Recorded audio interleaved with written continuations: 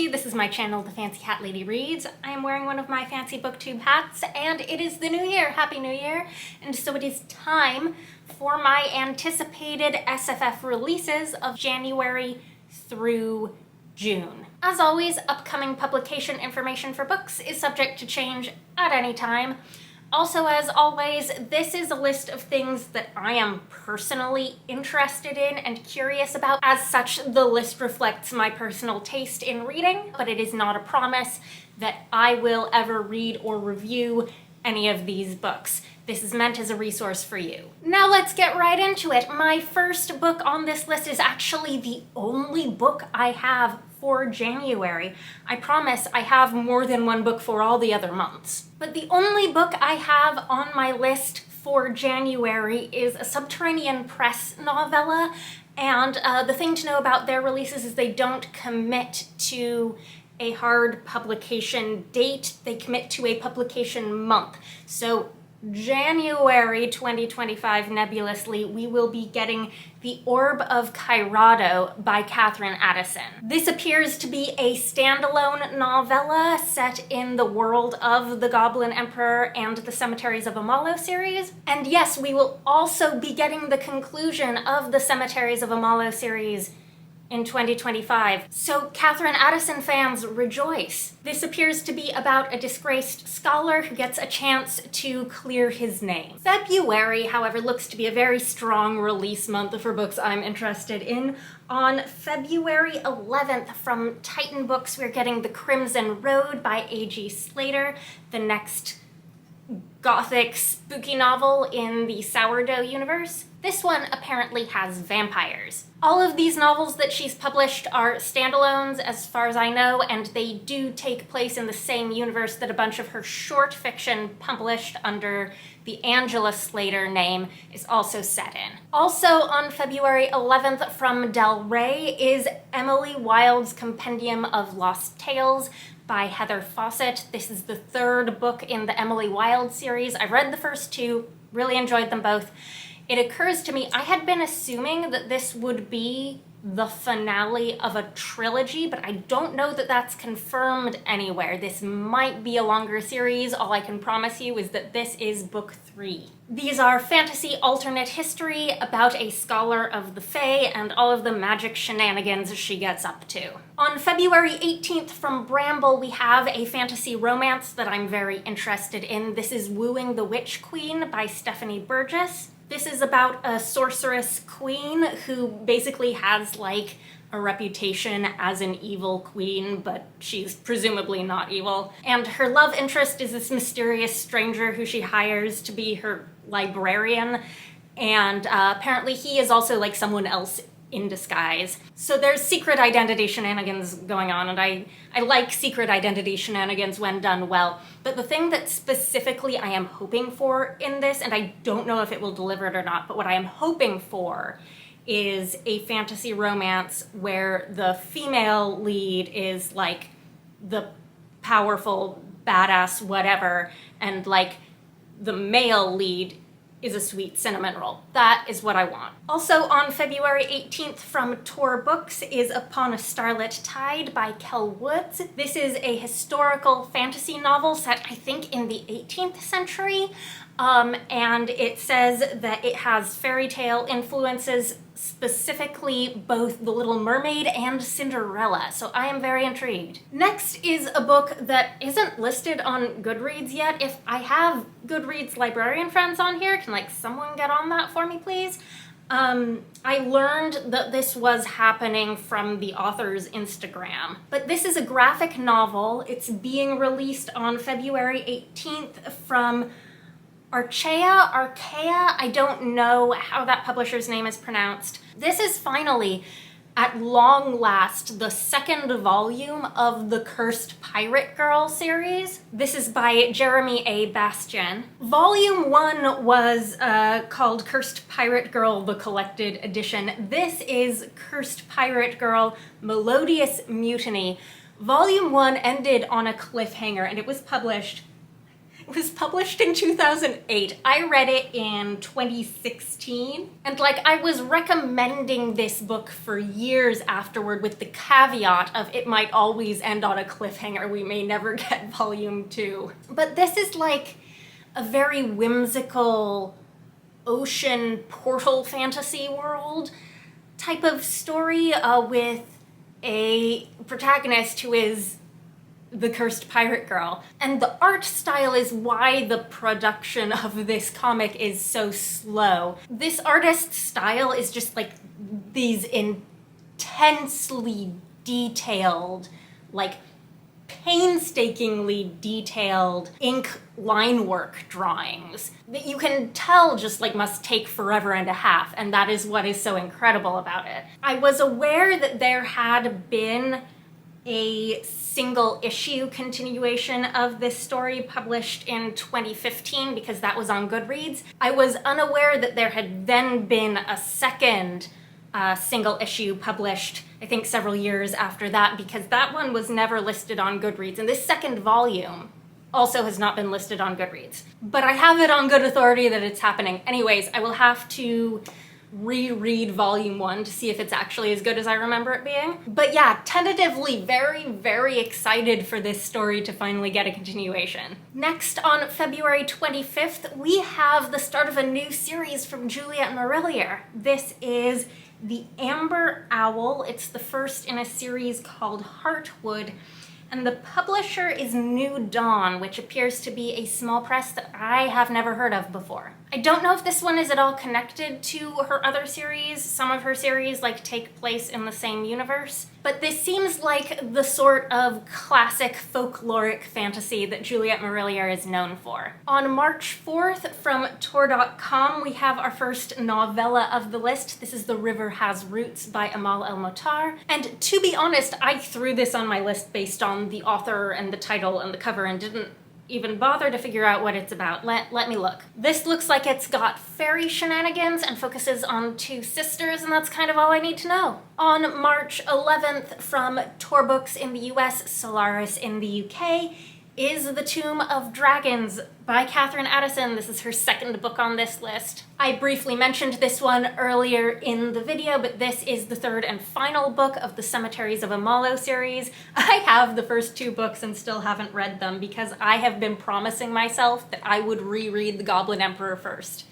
And ever since the first book was released, this has been my goal. I still haven't done it, and now the final book in this series is being released, and like, maybe if I time it well, I'll be able to binge read all of them, all at once. And the Subterranean Press novella. Wouldn't that be good if I could do that? It has taken this long in this video to get to some proper science fiction, but here we are. On March 18th, from Tor.com, we have Murder by Memory by Olivia Waite. This looks like a novella by page count. It's listed as the first in a series, and it is a sci-fi murder mystery.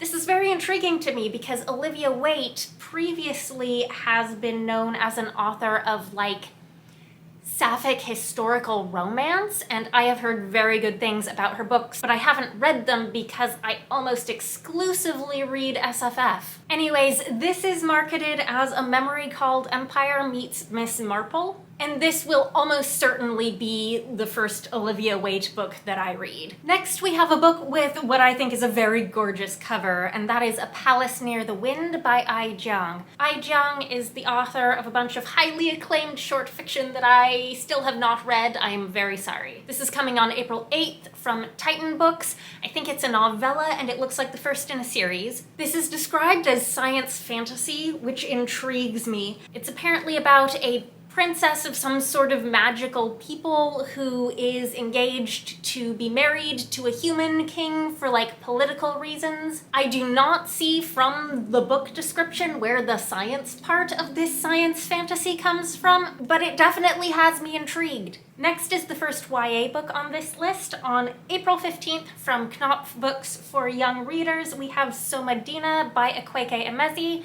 I don't think this is related in any way to their previously published YA books. I think this is its own thing. This is apparently a West African-inspired fantasy about a girl and her twin brother who develop different sorts of magical powers, and Somadina has to go on a quest to find her brother when he disappears. On April 22nd from Solaris is a sequel I am very excited for, and that is Saint Death's Herald by C.S.E. Cooney.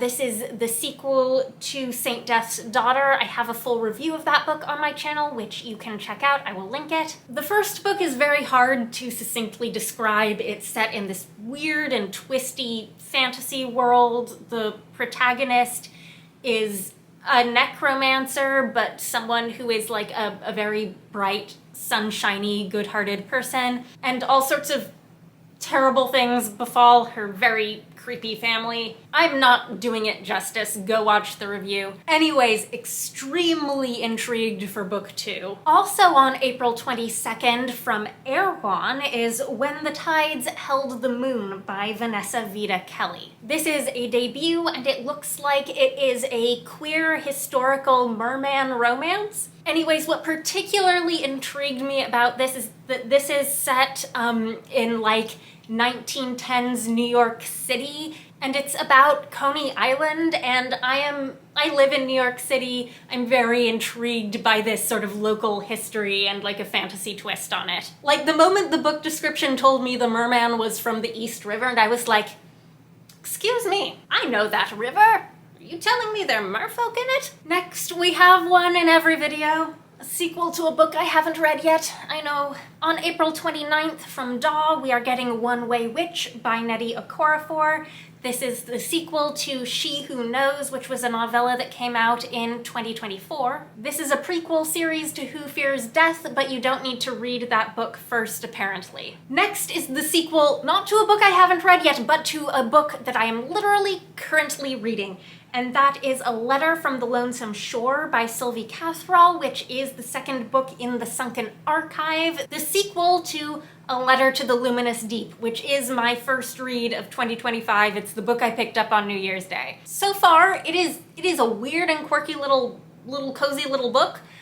I'm enjoying it definitely enough to be intrigued by the sequel, so long as it doesn't go downhill. And this is apparently a duology, so book 2 is the final book. The first book is an epistolary novel where you have the siblings of these two people who have gone missing and are presumed dead, trying to piece together what happened through exchanging their letters and various records. And it's set in like this ocean world where people live at sea, and society seems to be governed by these academic institutions. I'm about a third of the way in, and I don't know exactly where it's going at this point. So I cannot tell you what to expect in book 2. On May 13th from Orbit, we have The Incandescent by Emily Tesh. This is, I think, going to be hotly anticipated by many after her science fiction novel, Some Desperate Glory, won the Hugo Award. This looks very different. This is fantasy dark academia from the perspective of a professor.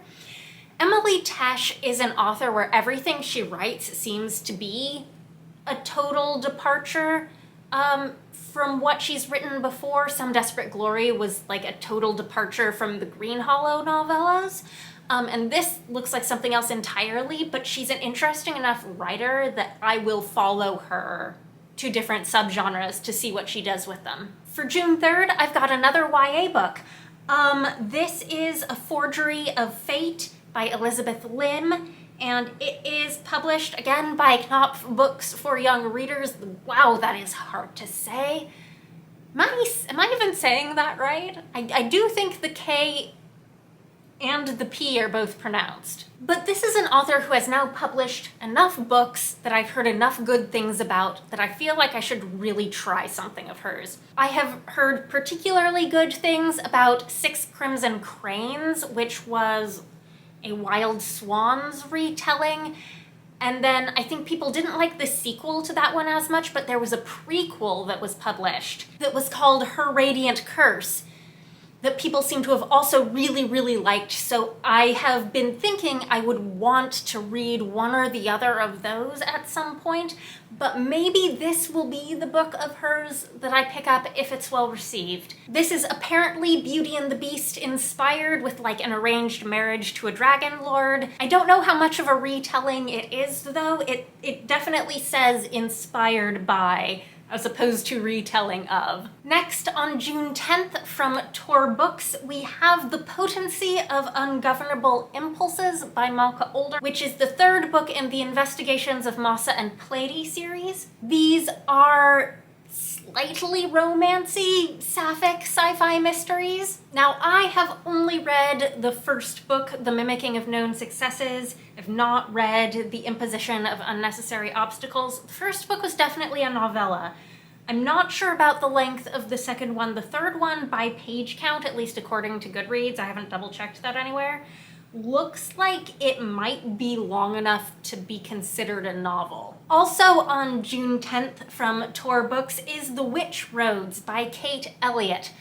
At this point, I feel like it has become a running joke in both my anticipated releases videos and my book hauls that I keep wanting to read books by Kate Elliott, and I never read any of them. She keeps publishing more of them, and I keep buying them, and I just haven't read any of them. So at risk of sounding like a broken record, maybe this will be the first Kate Elliott book that I read. Oh goodness. This is the first book in what looks like a very sort of traditional high fantasy duology.